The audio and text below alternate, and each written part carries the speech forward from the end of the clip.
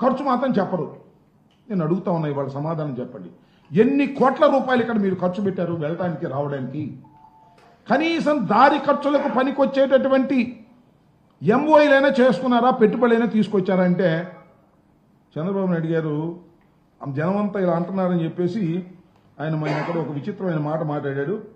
ఆ మాట మీకు చూపించాల్సినటువంటి బాధ్యత ఉందని నేను అనుకుంటా ఉన్నా. ఇక చూడండి. చేశారు మీరు మీడియా కానీ కొంతమంది కానీ ఏది దావోసు పోతే ఎంఓయూలు చేసుకోవాలి, మళ్ళీ ఎంఓయూలు ఏమైనా ఎవరు అడిగేవాళ్ళు ఉంటారు. కాగితం మీద పెట్టేసి అదేదో ఇది చేయడం అది కాదు, కరెక్ట్ కాదు. Yes, I'm very happy. There is a good competition among states. ప్రధాన కేరళలో ఉండే కమ్యూనిస్ట్ గవర్నమెంట్ కూడా పోటీ పడే పరిస్థితికి వచ్చారు. విన్నారుగా, మళ్ళీ వినిపించాలా? అంటే ఏంటంటే ఆయన చెప్పేది ఒక మిత్ అంట. దావోస్ వెళితే పెట్టుబడులు వస్తాయనేది ఒక భ్రమ. దావోస్ వెళ్ళకోకుండానే పెట్టుబడులు వస్తాయి. మరి ఎందుకు వెళ్ళారని చలిలో పాపం దావోసు అంత కష్టపడి ఇంతమంది ఎందుకు డబ్బులు ఖర్చు, కోట్ల రూపాయలు? మీ అబ్బాయి, నువ్వు, అలాగే ఇండస్ట్రీస్ మినిస్టరు, కేంద్ర మంత్రి గారు, వందిమాగదులు, అధికారులు చలిలో వెళ్ళారు. మీరు కోటు కూడా వేసుకోలేదు, అందరూ కోటు వేసుకున్నారు. కానీ చంద్రబాబు నాయుడు గారు కోటు వేసుకోలేదండి. ఎంత కష్టపడ్డాయండి. కోటు అని వేసుకోవడానికి ఆయన ఆరోగ్యం ఎలా చేయదు, ఇది వాస్తవం. దాన్ని కూడా ఒక సంక్షోభాన్ని కూడా ఉపయోగించుకునే విధానంగా కోటు కూడా వేసుకోకుండా వెళ్ళాడు, కష్టపడ్డాడని చెప్తున్నారు. ఏ పెట్టుబడులు అంటే అవన్నీ పెట్టుబడులు వస్తాయండి, మిత్ అదంతా కూడా అని ప్రచారం చేసేటటువంటి ప్రయత్నం ఇవాళ చంద్రబాబు నాయుడు గారు చేస్తున్నారు. అంతేకాదు, ఎప్పుడు ఈ టక్కు టమార విద్యలు చంద్రబాబు నాయుడు గారికి అనుకూలంగా ఉంటే ఒక రకంగా, వ్యతిరేకంగా ఉంటే మరో రకంగా ఆయన చెబుతాడు, పత్రికలు రాస్తాయి. మీకు 14 సంవత్సరాలు చంద్రబాబు నాయుడు గారు పరిపాలన చేశారు కదా, మీరు చూశారు లేదో 2014-19 కాలంలో గ్లోబల్ ఇన్వెస్ట్మెంట్ సమ్మిట్ అని పెట్టారు. గుర్తుంది మీ అందరికీ? గ్లోబల్ ఇన్వెస్ట్మెంట్ సమ్మిట్ అని ఏం చేశారు చూశారు? దానిలో 10 లక్షల కోట్ల రూపాయల పెట్టుబడులు వచ్చేసాయి అన్నారు. 2 లక్షలు 3 లక్షలు కాదు, 10 లక్షల కోట్ల రూపాయలు పెట్టుబడులు వచ్చాయి. అంటే ఆయనకున్నటువంటి ఎల్లో మీడియా ఫ్రంట్ పేజీలో అద్భుతమైనటువంటి పెట్టుబడులు రాష్ట్రానికి వచ్చేసాయి, 20 లక్షల మందికి ఉద్యోగ అవకాశాలు కల్పిస్తున్నాం అని డబ్బా మీద డబ్బా కొట్టారు. వెయ్యండి, చెప్పండి ఏమయ్యాయి? మీరు 5 సంవత్సరాలు పరిపాలన చేసినప్పుడు మీరు 10 లక్షల కోట్ల రూపాయలు గ్లోబల్ సమ్మిట్లో అనౌన్స్ చేసినవి ఎన్ని వచ్చాయో చూపించారంటే లేదు, ఒక్కటి కూడా లేదు. 328 ఒప్పందాలు ఆ రోజు పేపర్లో వేశారు. 328 ఒప్పందాలు చేసుకున్నాం, 20 లక్షల మందికి ఉద్యోగాలు వస్తున్నాయి, 10 లక్షల కోట్ల రూపాయలు గ్లోబల్ సమ్మిట్ ద్వారా తీసుకొచ్చినటువంటి ఘటన సమర్థుడు చంద్రబాబు నాయుడు గారు అని దప్పాలు కొట్టుకునేటటువంటి కార్యక్రమం చేశారు. ఇవాళ నేను అడుగుతా ఉన్నా, చంద్రబాబు నాయుడు గారు మరి మీరు వెళ్ళి ఏమీ తీసుకురాలేదు కదా, ఏమీ తీసుకురాలేకపోతే మరి మీరు ఇవాళ ఏం చేస్తున్నారు? ఒకవేళ మేము ఒకానొక సందర్భంలో జగన్మోహన్ రెడ్డి గారు ఇలాంటి ఆర్భాటం ఏమీ లేదు, జగన్మోహన్ రెడ్డి గారు కూడా దావోస్ వెళ్ళారు. ఆయన ఉట్టుచేలతో ఊగించుకురాలా, అది పరిస్థితులు ప్రభావమో అదృష్టమో. 1,26,00,000 కోట్ల రూపాయలు, 1.26 లక్షల కోట్ల రూపాయలు ఎంఓయూలు తీసుకుని పెట్టుబడులు పెట్టించేటటువంటి కార్యక్రమం దావోస్ వెళ్ళి వచ్చిన తర్వాత జగన్మోహన్ రెడ్డి గారి ప్రభుత్వంలో జరిగాయని మనం చేస్తున్నాం. టెక్ మహేంద్ర సిఇఓ గుర్నాని 200 కోట్ల రూపాయలు ఇథనాల్ ప్లాంట్ ఏర్పాటు చేసి ఉత్పత్తి కూడా ప్రారంభించడం జరిగింది. అంతేకాదు, ఆదాని గ్రూప్కు సంబంధించి 60,000 కోట్లతో పెట్టుబడులు వస్తే భూములు కూడా కేటాయించి గ్రీన్ ఎనర్జీకి సంబంధించినటువంటి ఇండస్ట్రీని శరవేగంగా ముందుకు తీసుకువెళ్లే కార్యక్రమాలు ఇవాళ ఆ రోజు జరిగాయి. అంతేకాదు, 37,000 కోట్ల పెట్టుబడితో వచ్చిన గ్రీన్ కో కంపెనీ, కర్నూలు జిల్లాలో గ్రీన్ కో కంపెనీ మొన్న కూడా చంద్రబాబు నాయుడు గారి మరి ఉప ముఖ్యమంత్రి గారు వెళ్ళారు, పవన్ కళ్యాణ్ గారు వెళ్ళి అద్భుతమైనటువంటిది ఇది అని కూడా చెప్పడం జరిగింది. ఇలా అరబిందో సంబంధించినటువంటి గ్రీన్ ఎనర్జీ 28,000 కోట్ల రూపాయలు పెట్టుబడి పెట్టింది. ఇవన్నీ కూడా జగన్మోహన్ రెడ్డి గారి టైంలో జరిగితే మాత్రం ఇవన్నీ జరగలేదు, మేము మాత్రం బ్రహ్మాండంగా చేసామని డప్పాలు కొట్టుకునేటటువంటి కార్యక్రమం చేయటం జరుగుతూ ఉంది. ఒకసారి ఎందుకో కొన్ని కారణాల వల్ల జగన్మోహన్ రెడ్డి గారు దావోస్ వెళ్ళకపోతే ఏంటండి, ఇదిగో ఈనాడు పేపర్ చూడండి, ఓషోష్ మనకెందుకు దావోసు, పెట్టుబడి అవసరంలా మనకి, జగన్మోహన్ రెడ్డి గారు వెళ్ళాల్సిన అవసరంలా దావోసు ఒక్కసారి వెళ్ళకపోతేనే దావోసు ఎందుకు వెళ్ళలేదు అని ప్రశ్నల మీద ప్రశ్నలు కురిపించారు. దావోసు వెళ్ళి మీరు ఆయన ఎవరో మరి పెట్టుబడుల కోసం దావోసు వెళ్ళలేరా అని ఈనాడులో స్టేట్మెంట్ ఇచ్చారు. మీరు దావోసు వెళ్ళి ఉత్త చేతులతో తిరిగి వస్తేనేమో దావోసు వెళ్తే పెట్టుబడులు వస్తాయా అని వాళ్ళు దబాయిస్తారు. జగన్మోహన్ రెడ్డి గారు దావోసు వెళ్ళకపోతేనేమో పెట్టుబడులు మీకు అవసరం లేదా అంటారు. 2 నాలుకలు మీరేనా, మీ ధోరణేనా అని అడుగుతా ఉన్నా.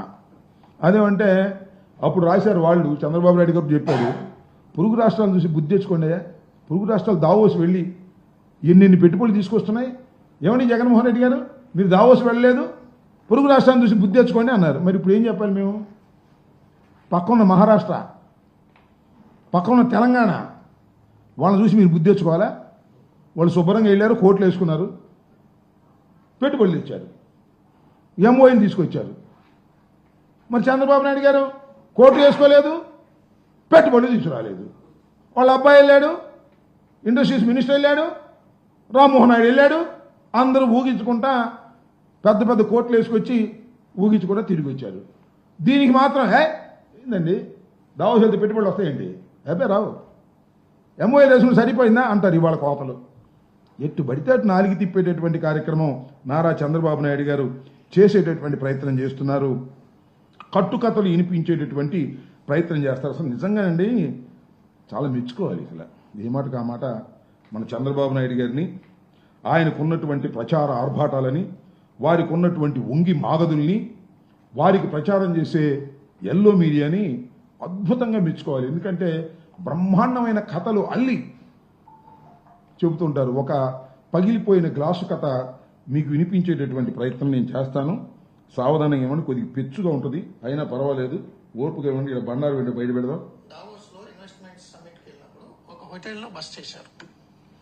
చంద్రబాబు గారి రూమ్ లో, చీఫ్ సెక్యూరిటీ వాళ్ళు వేరే రూమ్ లో, ఆఫీసర్స్ వేరే రూమ్ లో, ఇలా ఉన్నారు అందరూ. అప్పుడు -12 degrees టెంపరేచర్ లో ఆ రూమ్, హోటల్ రూమ్ వెంటిలేటర్ కొంచెం పగిలి మంచు మొత్తం లోపలికి వస్తే రాత్రి అంతా నిద్ర పట్టలేదు ఈ ఆఫీసర్స్ కి.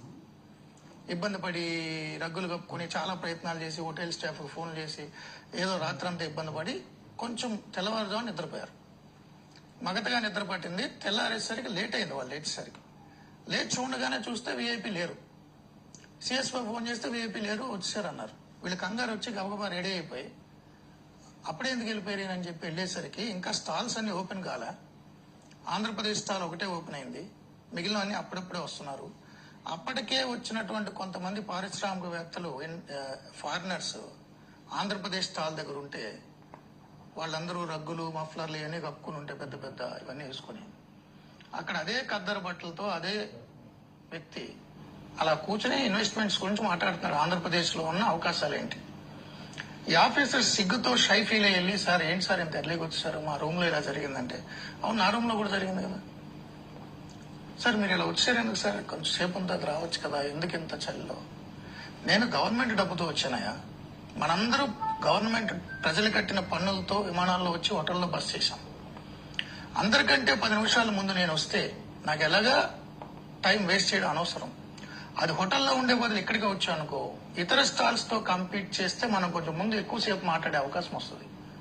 ఒక 2-3 ఫారినర్స్ అట్రాక్ట్ అయినా మన ఆంధ్రప్రదేశ్ లో తెలుగు పిల్లలకు 100 మందికి ఉద్యోగాలు వస్తాయి. నేను హోటల్లో ఎందుకు ఉండాలి?